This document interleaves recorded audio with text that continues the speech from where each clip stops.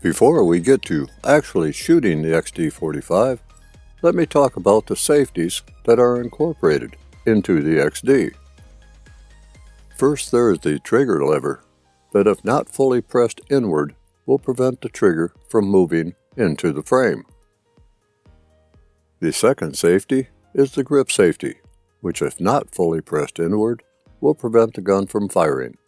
The grip safety must also be pressed to move the slide to the rear, whether the pistol is empty or has a round chambered.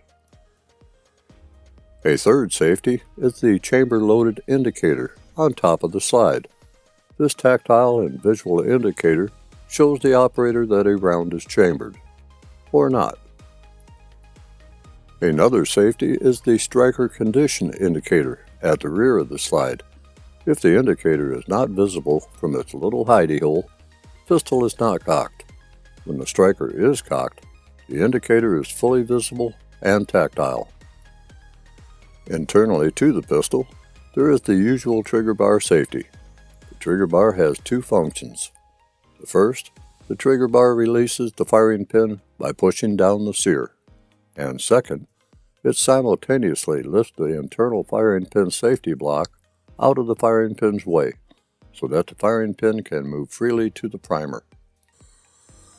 Now that the safeties have been addressed, let's move on.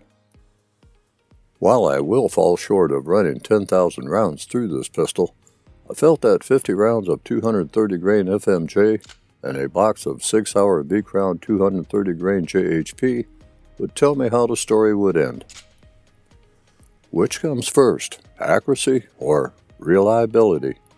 Accuracy and reliability cannot be fully determined by a first outing with a pistol, as it may take several outings with different kinds of ammunition before the best for the pistol is to be determined. The ammunition that I had with me would be a good indicator. The recoil is, obviously, more pronounced than a 9mm, but it is less than a 40 Smith & Wesson. The mild push impulse of the recoil tells you that you're not firing a 9mm cartridge. That is more of a slap to the hand and less pronounced. The recoil, however, is typical 45 ACP, a healthy push into the hand, but is very manageable and just takes some time to get used to.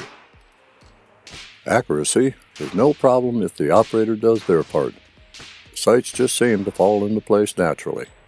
The 3 white dot sighting patterns worked well with the overhead range lighting, and are also easily seen in outdoor lighting, as well as some low lighting.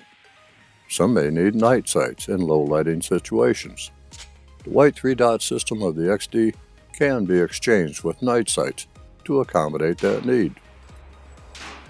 There is a good gap between the front and rear sights, enough to obtain a good sight picture, and that's the way the pistol was shot. The rest is just keeping them where they should be throughout the trigger pull. The sole purpose of the trigger in the XD is to release the striker, and it does a good job doing just that. The rear sight needed no adjustment, and it seemed that the pistol was already set up for 230 grain cartridges in elevation. Put the barrel on what you want to hit. Front sight just above it. Roll back the trigger while keeping that sight picture, and the pistol does the rest. As mentioned previously, the Springfield Armory XD45 does have some muzzle flip due to the high bore axes, and enough recoil to let you know that you are not firing a wimp cartridge. The slide comes back with authority, and the recoil impacted me in the thumb web of the shooting hand. Getting back on target was no worse than when I shoot a full-size, full-weight, government model 1911 pistol in 45 ACP chambering. If you expect a 45 caliber pistol to act like a 9mm during fast magazine dumps, you may be disappointed.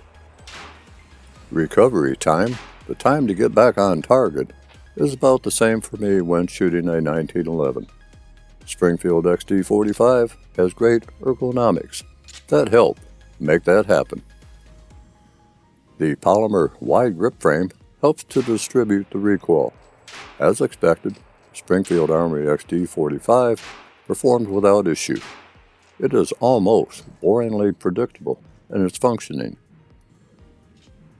The grip texture I find to be ideal. It keeps the hand in place while not aggravating the hand, although I did wear the texture a bit on the hand after the session was over. I did not have to reposition my grip after firing. I just had to bring the muzzle back in line.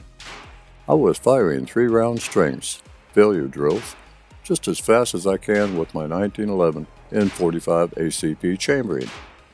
I hope that I don't need to shoot 3 or more rounds in rapid succession, but when being attacked by a very angry 2- or 4-legged animal, you are going to do the best you can to pump as many rounds in that beast as possible, and you will have 13+1 opportunities to do so.